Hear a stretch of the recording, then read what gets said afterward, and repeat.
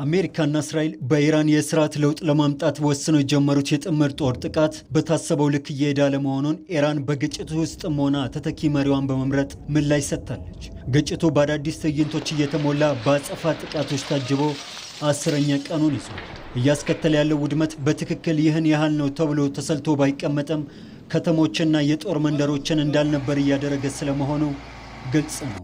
ኢራን የአሜሪካና የእስራኤል ጥምር ጦር ስርዓቷን እንድትለውጥ እንደማያስገድዳትና እንደውም በአሰቃቂ ጥቃት የተገደሉባትን የአያቶላህ አሊ ኻሜኒን ስርዓተ ቀብር ከመፈጸሙ አስቀድሞ እጅግ በከፋ የጸጥታ ሁኔታ ውስጥ ሆና ተተኪ አያቶላዋን በመምረጥ ለአጥቂዎቿ ትልቅ መልእክት ትታለች።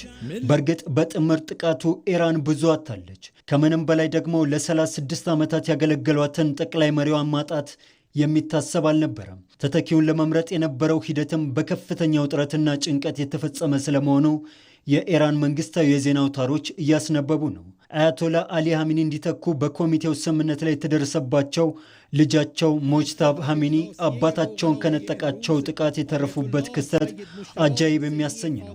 የ56 ዓመት ባለጸጋው አዲሱ አያቶላህ አባታቸውንና እናታቸውን እንዲሁም ሚስታቸውንና እህታቸውን ከነጠቀው ጥቃት ሊተርፉ የቻሉት በወቅቱ አብረው ባለመሆናቸው ብቻ ነው። ለአባታቸው ሁለተኛ ልጅ የሆኑት ሞጅታባ ኻሜኒ ለቀናት በተካሄደው 88 አባላትን በያዘው የሊቃውንት ጉባኤ ሶስተኛው አያቶላህ እንዲሆኑ የተመረጡ ሲሆን የአባታቸውን ፈለግ በመከተል ፖሊሲያቸውን እንደሚያስፈጽሙም ይጠበቃል። ሞጅታባ ከአባታቸው በላቀ በአቋማቸው የጸኑ እንደሆነና አንዳንዶች የባሰ ግትር ናቸው ሲሉ ይገልጿቸዋል። ከአባታቸው ስር የማይጠፉት ሞጅታባ ኻሜኒ አባታቸውን በሀገራዊና ዓለም አቀፋዊ የፖለቲካ ጉዳዮች ያማከሩ እንደነበርም መረጃዎች ያሳያሉ። ይህ የማማከር ሚናቸው ስለ ሀገሪቱ የፖለቲካ ሁኔታ የበለጠ እንዲረዱና ኢራንን በሚገባ እንዲያውቋት እድል እንደሰጣቸው ይነገራል። አባታቸውን ከማማከር ባለፈ ለኢራን አብዮታዊ ዘብ ከፍተኛ የሆነ ቀረቤታ እንዳላቸውና በዘቡ አባላት ዘንድ እንደሚወደዱ፣ ያ መወደድም አሁን በመሪነት ለመመረጥ እንዳበቃቸውም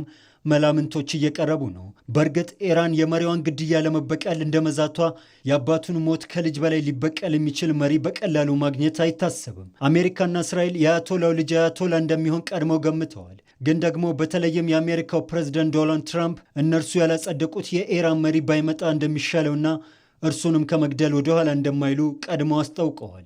ለዛም ነው ፕሬዝደንት ዶናልድ ትራምፕ እኛ ካልፈቀድን በቀር ተተኪውም አይደለም በስልጣን በሕይወት አይቆይም ሲሉ ቀድሞ ዛቻቸውን የሰነዘሩት። ግን ያ የመሆን እድሉ ቀላል እንዳልሆነ በርካቶች ግምታቸውን እያስቀመጡ ነው። አብዮታዊ ዘቡ አዲሱን አያቶላህ ከመቀበልም አልፎ ለስኬታማነቱ ደሙን እንደሚሰጥም ይፋ አድርጓል። ከዚህ በፊት የነበሩ የደህንነት ክፍተቶችን ለመድፈን ከፍተኛ የሆነ ጥንቃቄ እንደሚደረግ መነገሩም አዲሱን መሪ እንደታሰበው በፍጥነት ለመግደል የማይታሰብ ያደርገዋል። በእርግጥ ሞጅታባ ኻሜኒ ቀድሞም አያቶላህ አሊ ኻሜኒን ሊተካ እንደሚችል ግምቶች ነበሩ። ህዝብ ፊት በብዛት የማይታዩ መሆናቸው፣ አርብ አርብ በሚደረጉ ትምህርቶች ላይም የማይታዩ መሆናቸውና ድምፃቸውም የማይሰማ በአካል ለብዙሃኑ ኢራናውያን የማይታዩ መሆናቸውም ለደህንነታቸው ተብሎ በአባታቸው ጥበቃ ሲደረግላቸው እንደቆየ እንደ ማሳየም ተደርጎ ተወስዷል። ኢራን አዲስ መሪ ማግኘቷ እንዳለ ሆኖ በአሜሪካና እስራኤል ጥምረት እየተወሰደባት ያለው ጥቃትና በእርሷም በኩል እየተፈጸመ ያለው አጸፋዊ ጥቃት ተባብሶ ቀጥሏል። እስራኤል ጦርነቱ በተጀመረ በሳምንቱ ቅዳሜ ዕለት በቴህራን አቅራቢያ የሚገኝ የነዳጅ ኃይል ተቋማት ላይ ያነጣጠረ ጥቃትን ወስዳለች። ኢራንም በመካከለኛው ምስራቅ በሚገኙ በአሜሪካ የጦር ሰፈሮች እንዲሁም በእስራኤል ላይ የሚሳኤልና የድሮን ጥቃቶችን በመሰንዘር አጸፋዊ እርምጃን እየወሰደች ትገኛለች።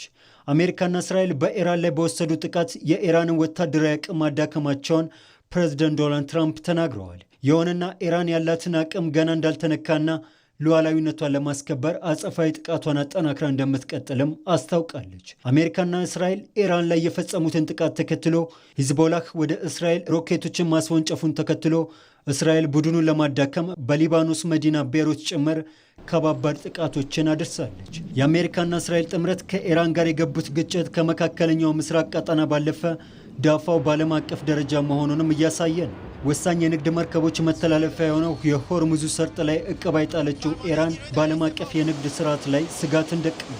በግጭቱ ምክንያት የድፍድፍ ነዳጅ ዋጋ ከ20 በመቶ በላይ ጭማሪ በማሳየት መናሩን መገናኛ ብዙሃን እየዘገቡ ነው። አንድ በርሜል ነዳጅ $100 በላይ ተሻግሮ $110 በላይ አሻቅቧል።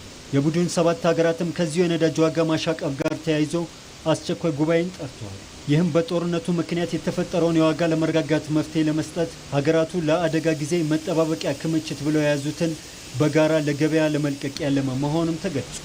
ግጭቶች ባየሉበት የመካከለኛው ምስራቅ ቀጠና ከገባበት ቀውስ እንዲወጣ የተለያዩ ሀገራት ሙከራዎችን እያደረጉ ይገኛል። የአሜሪካው ፕሬዝዳንት ዶናልድ ትራምፕ ግን ግጭቱን ለማቆም አሜሪካና እስራኤል ይሁንታ በመስጠት በጋራ ውሳኔ የሚያስቀምጡበት መሆኑንም አሳውቀዋል።